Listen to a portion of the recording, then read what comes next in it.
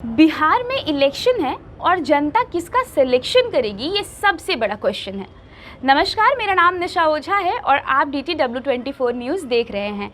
बिहार की राजनीति में एक नाम खासा सुर्खियां बटोर रहा है। आए दिनों ये नाम चर्चा का विषय बन गया है। नाम है पुष्पम प्रिया चौधरी का। 8 मार्च 2020 को अखबारों के फ्रंट पेज पर उन्होंने एडवर्टीजमेंट दे करके ये कहा था कि वो सीएम पद की उम्मीदवार होंगी। तब लोगों ने उनको इतना सीरियस नहीं लिया था, लेकिन अब अक्टूबर के महीनों तक उन्होंने राजनीतिक गलियारों में हलचल मचा दी है। जिस तरह से वो लोगों से जनसंपर्क कर रही है और अपनी पार्टी प्लूरल्स का प्रचार कर रही है, वो काबिले तारीफ है। लोग इसे पसंद भी कर रहे हैं, लेकिन ये कितना कारगर साबित होगा ये 10 तारीख को पता चल जाएगा।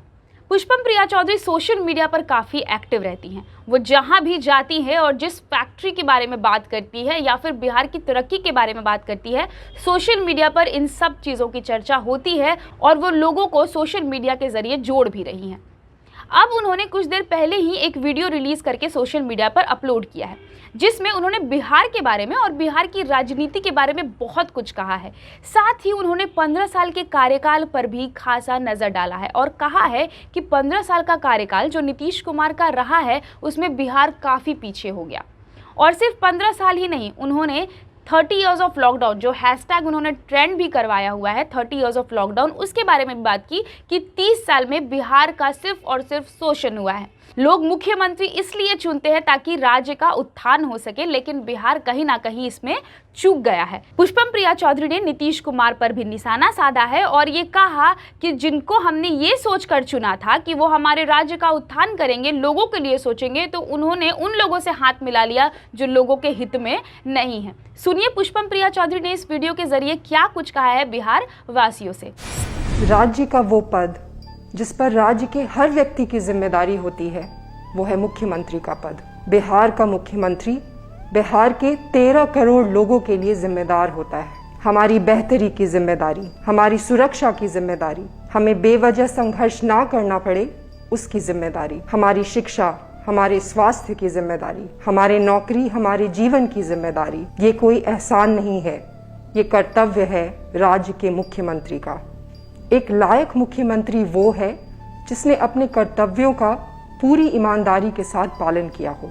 हमारी जाति, हमारा धर्म, हमारा क्षेत्र, हमने किस पार्टी के लिए वोट किया है, हमारा लिंग, चाहे जो भी हो, हम सब की जिम्मेदारी उस मुख्यमंत्री पर है। इन सभी कर्तव्यों को एक मुख्यमंत्री को निष्पक्षता के साथ पूरा करना होता है। 30 साल बहुत लंबा वक्त होता है। 30 साल में कई देशों की दिशा और दशा दोनों ही बदल गई। हमारा खुद का देश बहुत आगे बढ़ गया, दुनिया बहुत आगे निकल गई। हम में से कई लोग 30 साल पहले बच्चे थे और अब बहुत बड़े हो गए, पर 30 साल में बिहार में कोई आदर्श मुख्यमंत्री नहीं हुआ। 15 साल पहले हमने माननीय मुख्यमंत्री श्री नीतीश कुमार को राज्य का मुख्यमंत्री चुना था, हमारी जिम्मेदारियों का प्रभार दिया था, इस उम्मीद के साथ कि अब जिंदगी बदलेगी, हमारा बिहार बदलेगा। सुशासन का वादा करने वाले नीतीश जी से लोगों को बहुत उम्मीदें थीं, पर उनके आदर्श की सच्चाई वक्त के साथ हम सबों को पता चल गई। कुर्सी बचाने के लिए तथाकथित सुशासन ने कुशासन से दोस्ती भी कर ली, पर हमें लगा शायद उन्हें मुख्यमंत्री होने का, 13 करोड़ जनसंख्या की जिम्मेदारियों का, लोकतंत्र का भार महसूस होगा, पर ऐसा हुआ नहीं। उन्होंने कुर्सी बचाने के लिए उन्हीं लोगों से दोस्ती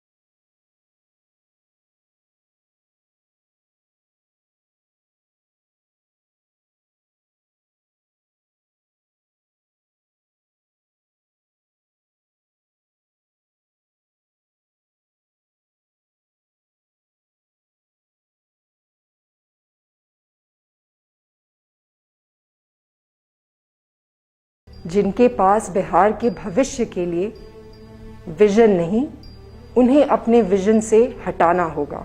जीतने के लिए ये कुछ भी कर सकते हैं। इन्होंने पूरे लोकतंत्र को बर्बाद करके रख दिया है। हमें लोकतंत्र को फिर से बनाना होगा, आज़ादी के सम्मान के लिए, बिहार के सम्मान के लिए, बिहारियों के सम्मान के लिए।